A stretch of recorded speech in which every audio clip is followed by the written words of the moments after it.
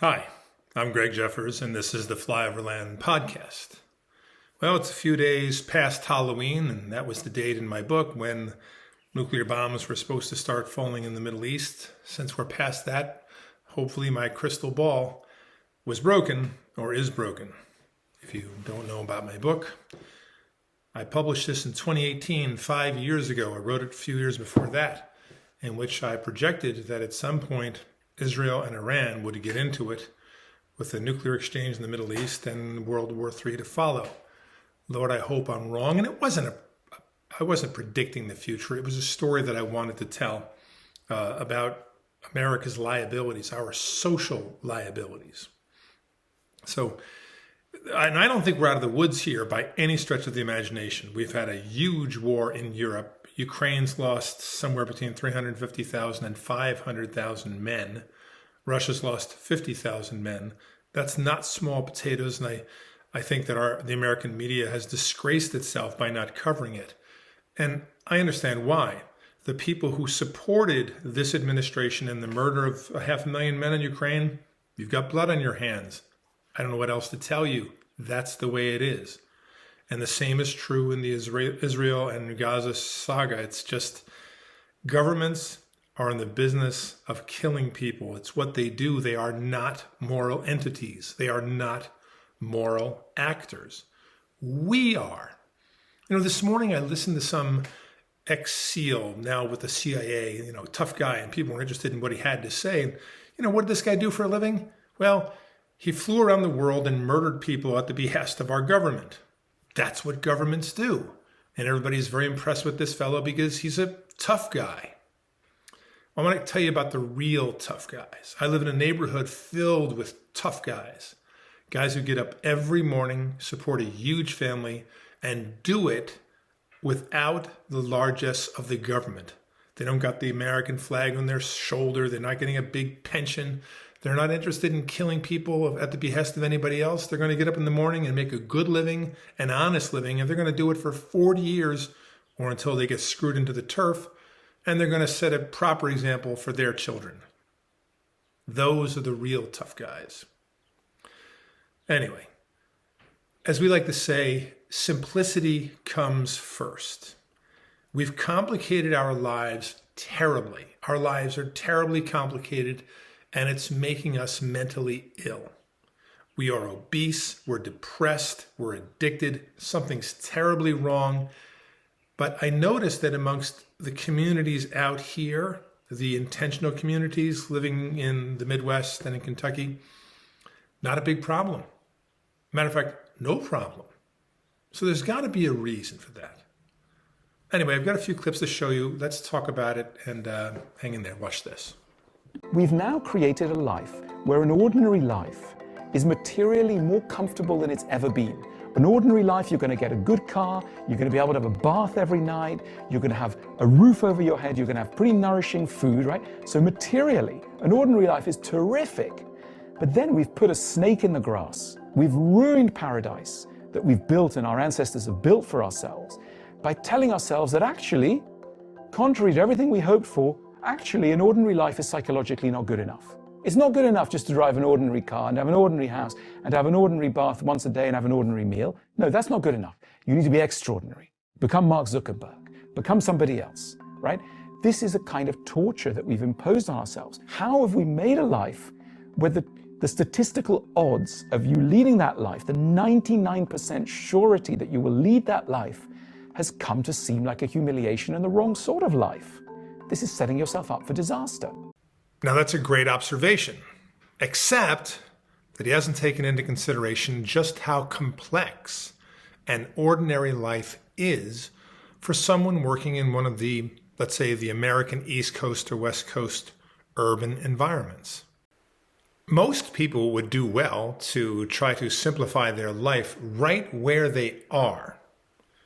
Most people don't have the resources or the knowledge base or the skill set to make radical changes, but they could make small changes where they are right now that could improve things immeasurably. And for those who insist on making some wholesale changes, and there are some people who who I think should make some wholesale changes. If you're living in one of the target cities like New York City or Washington, D.C., I would be considering making changes. But for the average American, the things that I would do would be to think and act locally. And when I mean local, I don't mean outside and, for your community. I mean right in your home, right around the kitchen table. But hold on, we'll get to that. Sure, and look, don't get me wrong, a bit of ambition is fantastic. A bit of get up and go is fantastic. We're not in any danger of being unambitious. The danger now is suicide. I'm putting it at its starkest. The danger is that we will feel so inadequate in relation to the expectations placed upon us that we may choose to end our own lives. And this happens in huge numbers. We are suffering from an epidemic of mental unwellness, largely bred by the expectation that our lives will be stellar, when in fact they are far more likely only to be ordinary. Our lack of acceptance of ourselves has made us sick. So we don't need any more reminders from General Patton or anyone else to get up and go and be a winner. We know that that's in our DNA now as modern human beings. We've had that message and it's making us sick. We know it so well, we know it too well. And we need to hear another message. And that message is, you're okay. You're okay. You're okay, I'm okay. You ever hear of that book? You're okay, I'm okay?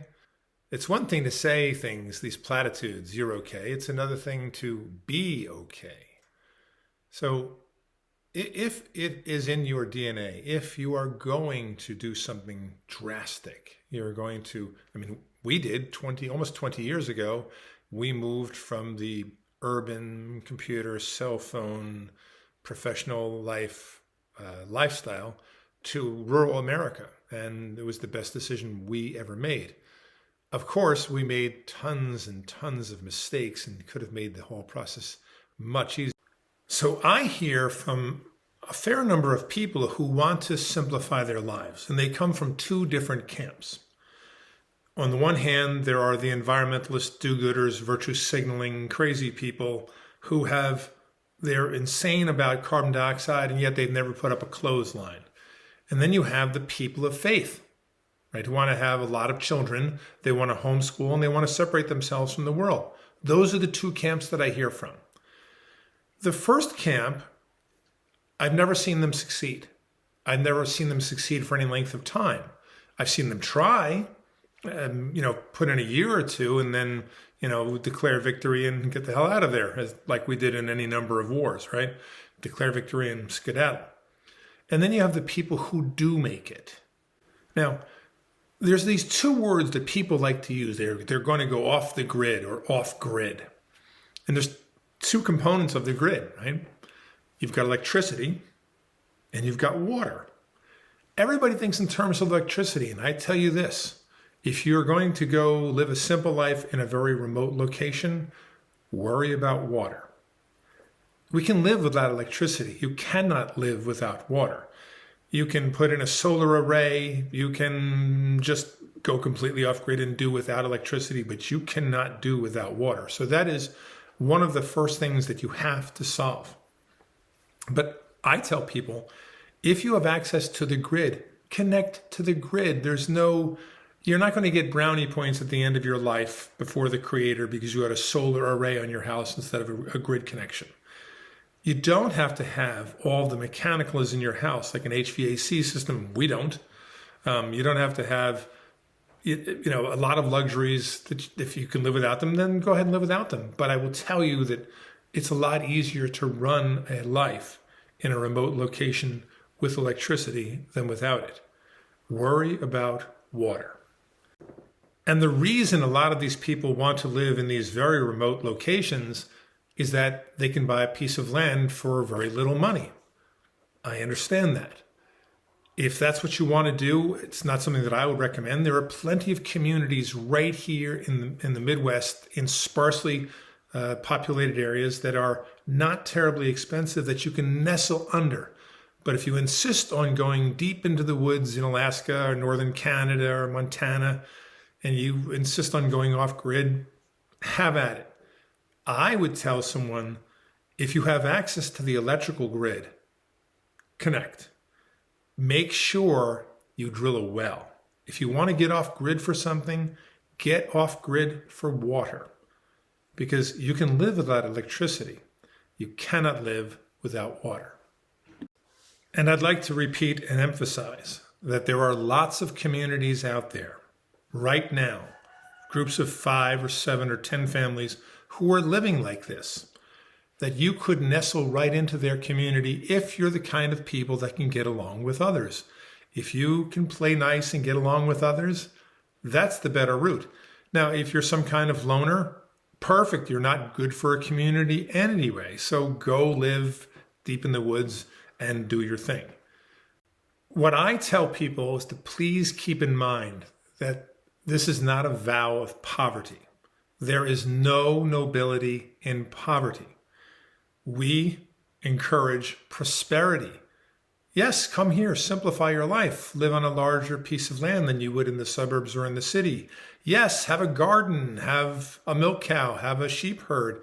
Yes, of course, do all of those things. One of the big reasons you're doing this for is because you've decided to live your life around the kitchen table rather than at restaurants, which means you're going to enjoy your food together as a family differently than the rest of America does. And I can tell you from personal experience that if you do that, if the family produces most of its own food and you raise your own livestock and you live this lifestyle, you will not have a problem with obesity. You won't have a problem with metabolic diseases. You'll get plenty of exercise, lots of sunshine and fresh air. It's a very different lifestyle. That's why you are doing this. Well, that and you want to change your lifestyle. You don't want to commute anymore. You want to be home for dinner with the children. You want to be involved in your children's lives. You want to eat differently. You want home-cooked food, which means one person's working the home in the homestead and another person is bringing in income and trying to move the family's interests forward. That's why you're doing this. You're doing this because you want to homeschool your children.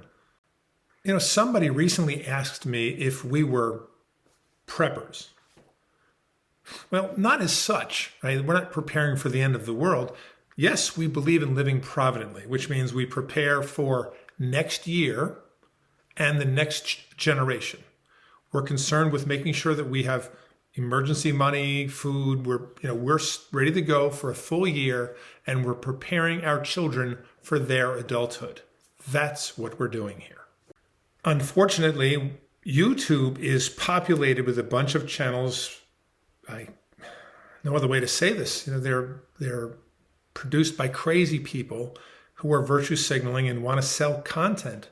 They're not living this life. And we hope to help people overcome that. But there's a lot of people who live off-grid in off-grid neighborhoods. You can drive down roads for a couple of miles with no power and find a bunch of people living there. And neighbors are actually pretty important in Alaska, maybe more so than in anywhere else in the lower 48. These are the people that you're going to be calling when you get stuck, when you run off the road, when you shoot a moose and you need help getting it out, or when winter's coming and the roof on your house isn't done. Neighbors are your lifeline. Yes, indeed. Neighbors are your lifeblood. We would say members of your community, because what we think you need to do is to establish mutual aid groups, usually centered around your religious organization, your worship group, your gathering, whatever you want to call it, so that you have an identity together, not just proximity.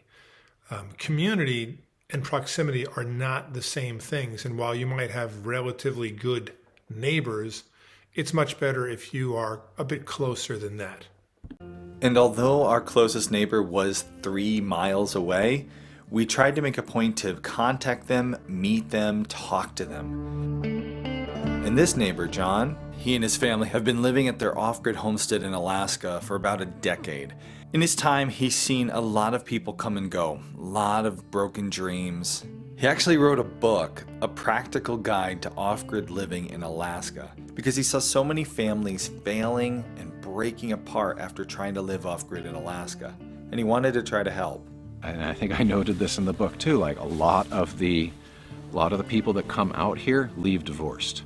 The shock of the different environment and the struggles, they come here as a family and they leave divorced because their family cannot cannot stay together through the trials. Obviously, hearing this from John, I wanted to know why. What causes families to break up? He explained, and it sounded eerily familiar. Well, I think the first part is they think it's going to be something it's not. And so your expectations are not properly calibrated. There's a cabin just back here. It's actually a really nice cabin that I helped put the roof on because it was the middle of December and it was about to rain. It's like, and then, you know, it's been finished since then. It's a really nice cabin, and it is sitting unoccupied for 6 years now, at least. And because they can't figure out their divorce settlement.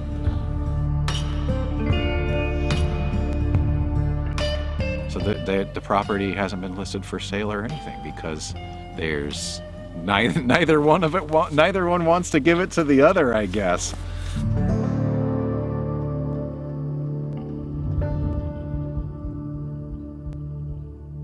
So I think one thing is that people's expectations are not properly calibrated for what it's actually like.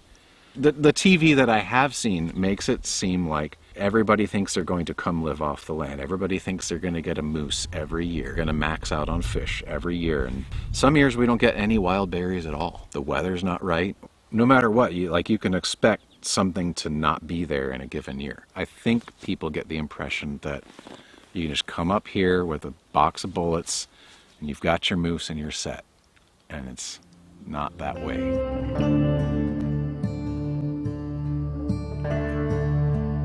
So we've had a very similar experience with family breakups and people failing, trying to simplify their lives. We're not in Alaska, we're in the Midwest. But I'm going to be far less politically correct than these two who just can't seem to speak truthfully about what happens here. Here's what happens, and I said it in my book, Prosperous Homesteading. The family comes here, and usually it's just a couple. If they've got 3 or more kids, they usually make it. But a young couple, childless, or maybe they have one child who's 2 or 3, and the woman has got her bags packed. All she has to do is meet some ex-boyfriend on Facebook or get some other opportunity, and she's gone. Because the woman was never sold on that. She followed her man out here. It was his dream, and perhaps he didn't have enough resources to make it all work, and it wasn't as comfortable as he laid it out to be. And she wasn't committed to building a family out here.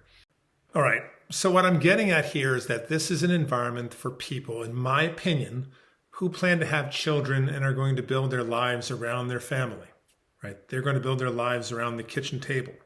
They're going to stay home a lot. They're not going to do a lot of entertaining, and they're not going to do a lot of nightlife. If that's you, this is an appropriate environment for you.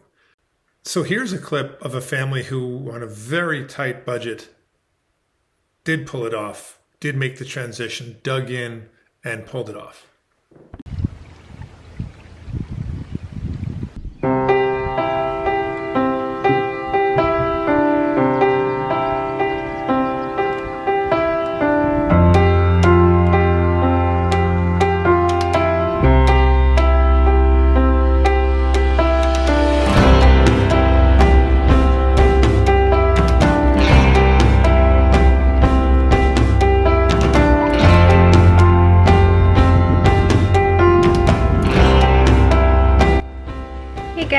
We've had requests for a cabin tour, so we're going to do that today. This is one of my favorite families on YouTube who they're people of faith living on a small farm out in Missouri. And I think they came from California via Alaska. Again, I said they're people of faith. They have 5 children. They're married. Man, they were going to make it if they had to live in a teepee. They moved onto their land, living in a travel trailer with 7 people, and built a cottage and went to work. Listen to their story. It's amazing. We are a family of 8 in a 600 square foot home that basically has no closets, no cabinets, just a few open shelves. We have no finished shop or garage. So the reason we don't have a place to put things is because we have been, from the start, moving onto our land, committed to being debt-free. So basic needs always come before aesthetics, organization, even the completion of projects. And because we've had to put those basic needs first, there's just not usually any money left for organization or making things look pretty. You see, these people are first movers. They're the first generation back from industrialization who is going to live a little differently. So they don't have parents that have, they didn't grow up doing this. The parents aren't there to instruct them at every step while they were young. They probably, looking at them, I would bet they'd spent a few years in college and wasted a few years in their 20s running around and got to this late. They already had 5 kids when they got there. But better late than never. And if you're going to make it, you have to really dig in. And that's what you're seeing here. Watch. So here we go, in the front door. When you first walk in, we have an attempted organization here, but like I said, we're a family of 8, so it's a mess. We have a lot to figure out with where to put shoes and gloves and belts and hats and just all the many things that a huge family uses. This is our cook stove that we use for both heat and for hot water through the winter. We actually just covered it a few days ago because it's been warming up at night. We are going to have to use it in a few days from now. The nights are going to get cold for about 3 nights, so we'll fire it back up. I can't wait. I love the cook stove and I always miss it when it gets too warm for it.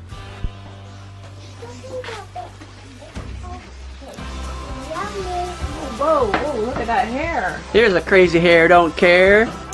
In our perfect world, we tell people that they're either have money or you have youth. So, if you're 20 years old, go out and borrow money to buy some land and build your house and work like crazy to get out of debt by the time you're 35.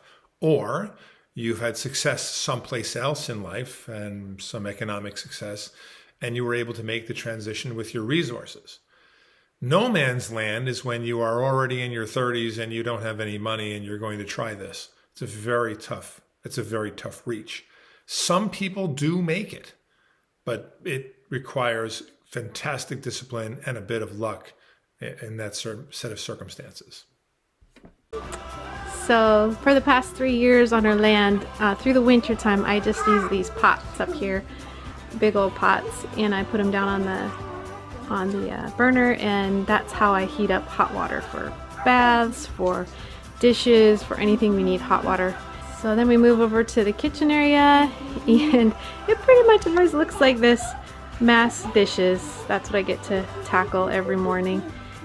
Large family, lots of dishes. But I love this sink. It's a big commercial 3-bowl sink, and then I have the spice shelves that Kip built for me, and then there's a pantry back there which is a mess, so we'll just take a quick peek.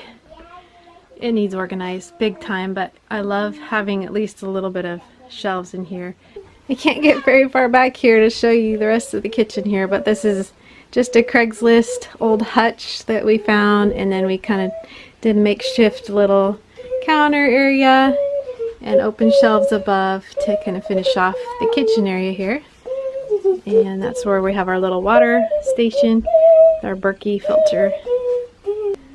So over on the opposite side of our downstairs of the cabin, we just call it a cabin, by the way, because it's small and it's got wood walls. I know it's not technically a log cabin, but we just call it our cabin.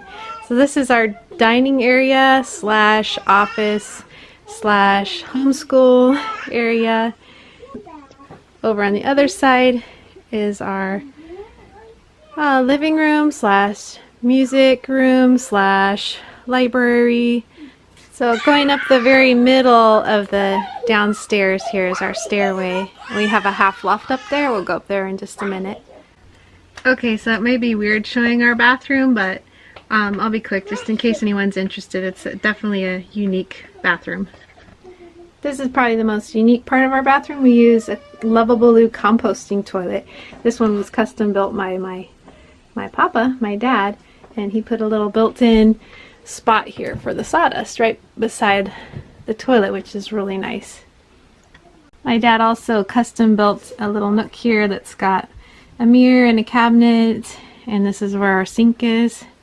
It's kind of tight, but it works. And then beside that is our bathtub slash laundry hanging spot, and then a little shelf over here for all the children's cups and toothbrushes and such. And that's pretty much it for the bathroom. Okay, we're gonna head upstairs. This is what the upstairs looks like from down here. It's just an open loft up there, and it has two sides to it. One side is where Kip and I have our room, and then the other side is for the children. So this little upstairs area is quite tight, but really you don't need a lot of space if you're just sleeping, and that's pretty much all we do up here is sleep. And then the children do like to play with Legos up here on rainy days, but they don't have a lot of stuff and we don't need a lot of space, so it works. It's cozy up here. Now, the most important thing this family has is the full cooperation and commitment of the wife and mother. That lady is home taking care of the family and blowing wind into her husband's sails. And they've come a long way since that video was shot several years ago. They've built a functioning homestead, and their family has grown, and they've made it. It's quite a story. But if your partner in all of this looks more like this person, this is probably not for you.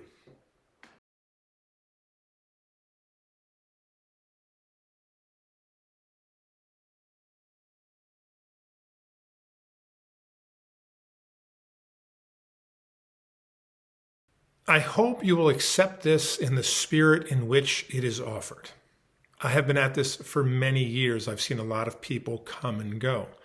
I have never seen a circumstance where a woman came out to the country, bought 50 acres or 100 acres of land, trucked in the timber, called in the cement company, constructed the house, had her friends come over to help her put the roof on and raise the barn, and then move her husband in. I've never seen that. But if I've seen it once, I've seen it 100 times where the reverse is true. I've seen I don't know how many men come out and buy some land, put up a house, build a barn, put in fencing, put in cattle, put in gardens, and move their wife and children in, or their wife and future children. But I've never seen the reverse. So this is the reality on the ground here. And it's best if both parties, if both partners have the same vision for the future. Well, we do have these people out here, these hermits, some old guy who lives up in the woods, and frankly, a lot of us are afraid of those kind of people. They're not, in my opinion, they're not well. They've cast themselves off from society, but that's not us. We work we have businesses, we have jobs, we have careers. We're not out here. The idea that you're coming out to the country to engage in rural poverty is something that we try to eliminate from the discussion. We insist on prosperity. The men have to have a plan for making a very good living to provide an acceptable level of abundance for their family so that they can project their interests into the future. It's a very different mindset than, I want to get the hell out of this place because I'm failing at everything and I'm going to go to a new place and fail there. So you'll notice that there are hundreds of thousands of people on these social media platforms belonging to these homesteading groups, and essentially none of them ever get anything done. And then you look at the religious communities, the Amish, the Mennonites, the LDS, some of the Bible Brethren, and other these intentional Christian communities, and 100% of the men get it done. And then by the age of 25, they've got a home, 40 acres of property, 3 children, and a burgeoning career. They've got a trade or a business, and they're moving right along with life. So what's the difference? In a word, or in a couple of words, learned helplessness. Our system has taught young men how to be helpless. Yeah, they studied sociology or philosophy or whatever, some other non-technical degree that gave them no trade, no ability to make a living, no ability to go out to the marketplace and have anything to offer. And they did it for 8 or 10 years, and now they're in their late 20s and they can't find their butt with both hands. And that's not what you see. That's not what makes it in this environment. Those people might be able to hold a job in an urban environment, a job that, mind you, cannot provide for a wife and family. And that's the great problem we're having today. These young men are very angry. They did what they were told, and what their high school teachers and counselors told them to do, what their colleges told them to do. And now they're approaching 30, have no skills, no great abilities, no marketable trade, no money, and no prospects. It's a terrible circumstance. And we want to do everything we can to help short circuit that. So simplify your life? Yes. Make yourselves poor? No. Poverty does not help simplify your life. Poverty increases complexity to the point where you just can't take it anymore. So part and parcel of simplicity is success. It's prosperity. If every family in a community is succeeding, then everyone has excess capital to contribute. If you have a community where everyone is failing and everyone is in need, well, it's going to implode. And so that's what's happening in our urban centers and cities. They're in need. They can't make ends meet. And so they're angry with the government for not helping them. And the government's broke too. Hard times create strong men create good times create weak men, and weak men create hard times. And unfortunately, American civilization has perhaps reached the stage where it's getting soft and weak and degraded. Why do you think that is? Well, I attribute a lot of it to the rise of socialist style values in the US, where everybody thinks they can make a living by voting, essentially, or having somebody else do the work and the government can print up money to pay for it. That's a formula for disaster. This is not a lecture on politics. This is a lecture on self-reliance and discipline and proper living through simplicity. And simplicity through prosperity is not just about the income statement in the household. It's also about the expenses. So frugality goes hand in hand. If you want to accumulate capital and project a family's interests into the future, you need to have more income than outgo. And that's the other side that we've lost touch with. And out here, well, we can do a lot that really helps in that. The reason that most Americans are broke, and this is a hard one to swallow, is because of automobiles. The costs of car ownership, from everything from purchasing the car to changing the tires and the oils to putting gas in it, the insurance costs, the cost of accidents, the cost of injuries from accidents, paving the roads, paying for the police, firemen, and all the other services, it's just murdering people. And so if you'll notice, the more successful religious communities, they figured out rideshare years and years ago. And that's without a cell phone. A lot of these communities, they don't have a vehicle on the property, but they will rent whatever they need, and they'll hire drivers, they'll hire welders, they'll hire just about anybody they need. And then you get that thing, that hulking piece of whatever it is that rusts in the rain off of my property, and it's your problem. And they become wealthy and have 10 children, and we become poor. And over our lifetime, we end up owning about 10 cars. If people had in their individual retirement accounts all of the money that they wasted on automobile ownership, at the end of their lives, they'd be rich. And most people retire with less than $10,000 in savings. Most people, actually, more than half of people in America die with less than $10,000. That's why you see people asking for contributions for funeral expenses, as if they didn't know they were going to die eventually. That's how bad our system has become for the unwitting urban dweller. It's just awful. And we have to think differently to overcome this problem for the average person. This is not directed at, look, if you're a 130 plus IQ, highly conscientious, high industriousness, go out there and conquer the world, go right ahead. But, 98% of the people don't fit those parameters. and they need to have a different set of, well, they need to operate under a different set of rules. And the average person understands and knows this intuitively. They know they can't afford to have children. They're not getting married. They're not moving ahead with life. There's got to be then the definition of insanity is doing the same thing over and over and over again and expecting different results. And then along comes YouTube and these crazy content creators out there to convince people that they will be perfectly happy living in a very tiny house with no spouse and no family and no money, or in a shack out in the wilderness with no family, no spouse, and no money. I can't think of anything more bizarre than that. Wit. Iliamna, rain and low clouds, only 52 degrees. This area has already picked up about an inch of rainfall, with perhaps another half an inch on the way. Talkeetna. So cold and rainy today. I'm glad I brought my winter overalls. The only way we can cook is outside, and it's not covered. And the only way we can go to the bathroom is outside. It's not covered, so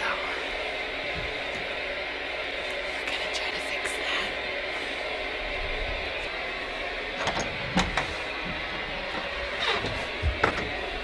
that. It is 40 degrees, beautiful summer. We were told that the summers here were, this is a quote, glorious. I heard the words intoxicating. I could quit this real quick. They never said warm or sunny, so maybe we should have asked more questions.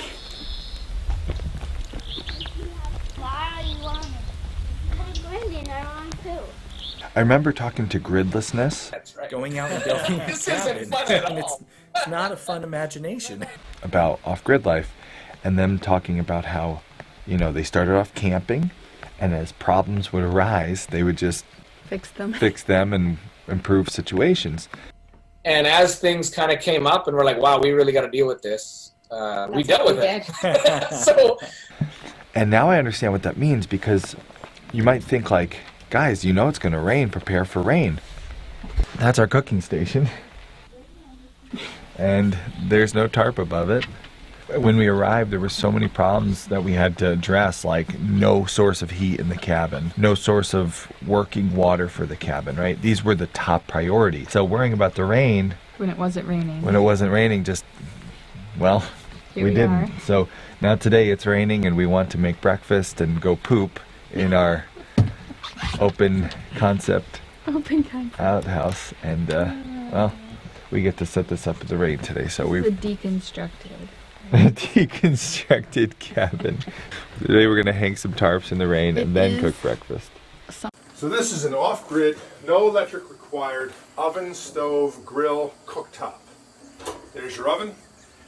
Here's your cooktop. It flips up and you can put a grill on top of it. Your firebox is right underneath. Having the firebox underneath rather than on the side like the wood stove in the house is a big thing, and it requires very little wood. This much wood, this much kindling is all you need to cook a pretty big meal, pasteurize your milk, and heat up enough water to wash all your dishes.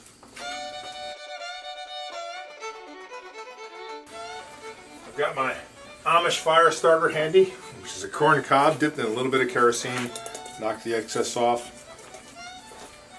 A gallon of kerosene will last well over a year.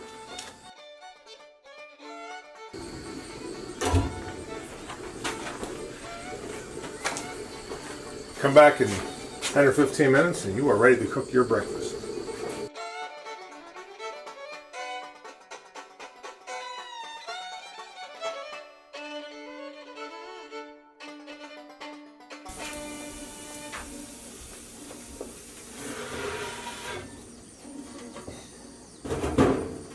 You gotta remember to wear mittens all the time when you reach into here.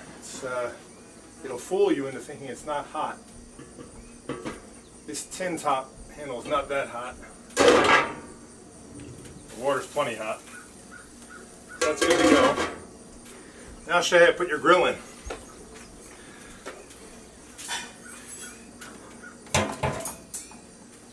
Here's your grill top, comes with it.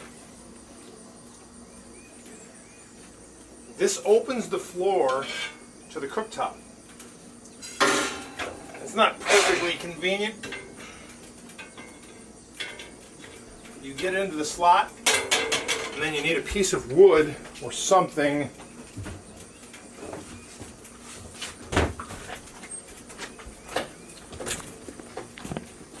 and you push this up, slide your wood underneath it, pull it out,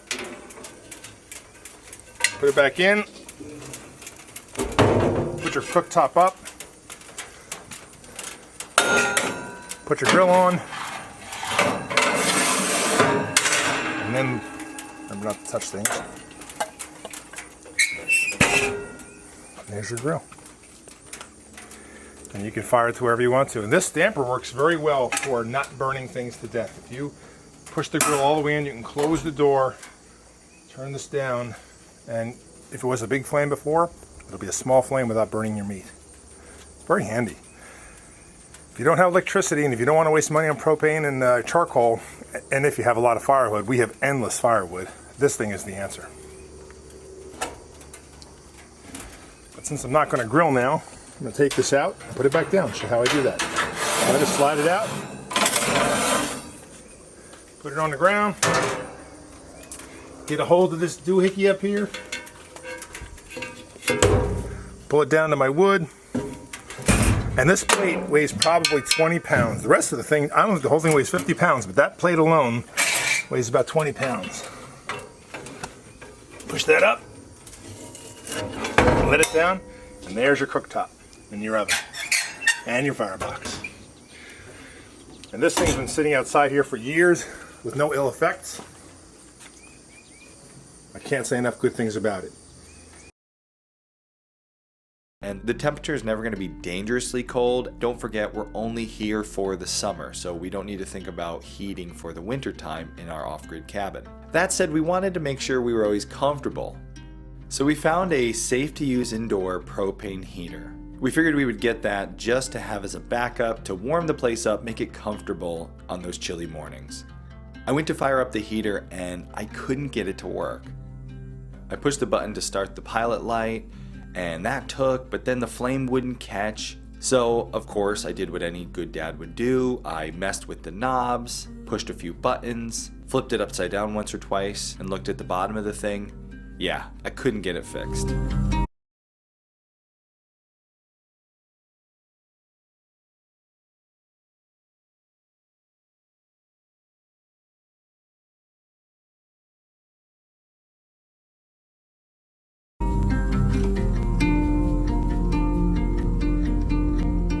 Kay woke up and we went outside and cooked breakfast in the cold. After eating breakfast together, we decided to go back into the cabin and try once more as a team to get this thing to light. Pushed the button once, wouldn't take. Tried it again and again, and still nothing. At this point, I'm starting to feel really frustrated. The first week in Alaska has been full of disappointments. So it needs quite a bit of TLC, but you'll see, I guess. It's not a nice place. Problems. Well, we have a leak in the water in the off-grid cabin here. So there is an outhouse, but it has been condemned. I said, no, it will not work.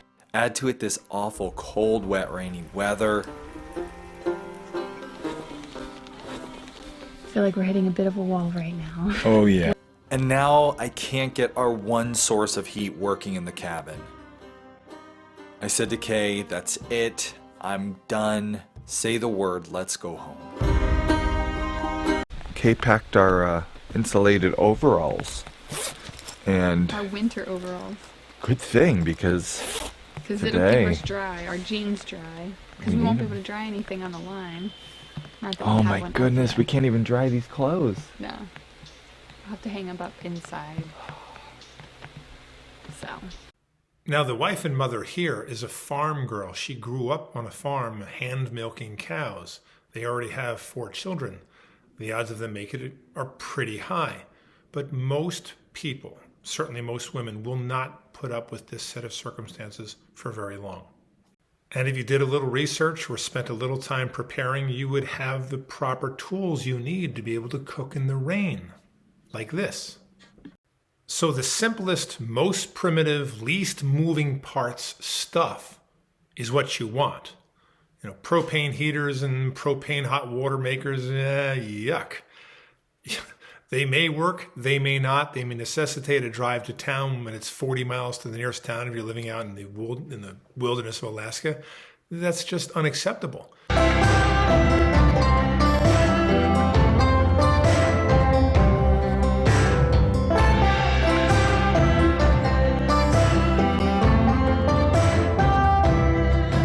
Just as a reminder, when you're outside cooking in the rain and freezing your butt off, there is no mood music or theme music in the background. Okay, so a little bit of off-grid ingenuity here. We have a water system we're using, the Julka, for showers and a sink. It's an instant hot water propane heater. You set how much you want your water pressure to be, how much heat you want in your bath. We have a hose that's hooked up to it. We have running water hooked up to it. And then over here we have propane all hooked up to this unit. You turn the water on. Make sure your propane is on. You heard it just turn on there. And look, it's already working. You know, we're so far from town, so far from the store. Whatever we can build out of the stuff we got is going to save us money and time. And that's kind of how it starts off with this off-grid life here. Off-grid shower. That'll work. Now you can take it off if you want. Spray yourself and then put it back on. Did you catch that smile? There you see that water is already, we're losing a lot of it. Flowing on the bath. Already steaming. Can you take that top off, bud? Thank you. Oh, that feels so good. Nice and hot. Do the row method. Hey guys, look, I'm taking a bath outside. Boy, that works pretty good actually. I'm officially an off-grid YouTuber. It's like a sauna.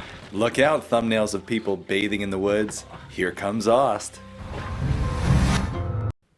Yes, hot water is one of the mainstays of civilization and good hygiene. But all I see there is a bunch of stuff that's going to break and long and difficult trips back and forth to town to pick up 5 gallons of propane at a shot. You're looking at outdoor stainless steel wood-fired hot water kettles.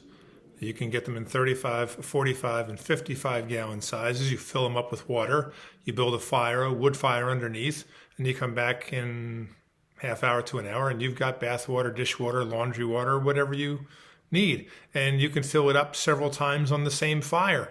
And they never break. We've had one outside for 20 years and it just keeps on going, no problems. No parts, no fuss, no muss. There are almost 1 million Americans living in off-grid communities all over the Midwest, and they've never made any YouTube channels, but they've solved all of these problems long before these young people came along and decided to create content for YouTube. They acquired lands, built big houses, had lots of children, did everything with horses, no tractors, no cars, and are succeeding wildly at this. Maybe they're onto something. Anyway, that's enough for me today. If you're interested in simplifying your life, you can reach out to us and we'll send you some research that we've reduced to writing about, what we think is the path forward.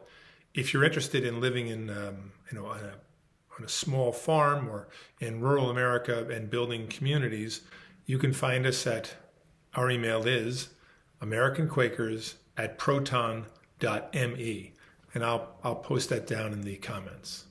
Thank you. I'm Greg Jeffers for the American and Quaker Friends Church. Hi, I'm Greg Jeffers, author of the best-selling book, Prosperous Homesteading. I'm an author, writer, blogger, and homesteader. This is my labor of love. My latest novel, 7 Years of Famine, is available now at Amazon. Thank you.